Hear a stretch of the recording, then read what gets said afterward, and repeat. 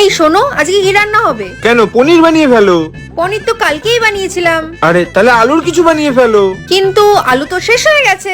আরে মা আমার, তোমার যা ইচ্ছা করে তুমি তাই বানাও। আমি তো তোমার বউ, তোমার মা তো তোমার পাশে বসে আছে। আরে তুমি কি কোনো নেশা টেশা করে বসে আছো নাকি? না, আমি তো দাঁড়িয়ে আছি, বসে তো তোমরা আছো।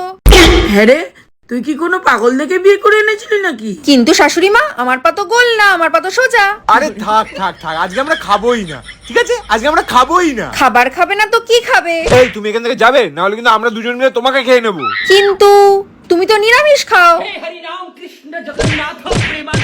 মা তুমি ওকে বুঝিয়ে দাও, নাহলে কিন্তু আমি ওর খুন করে দেবো। কিন্তু তারপর তো তোমাকে পুলিশ ধরে নিয়ে চলে যাবে। ভাল লাগে না, কেন আসলে তুমি? আরে তুমি চাওটা কি? আমি তো খাবার বানাতে চাই।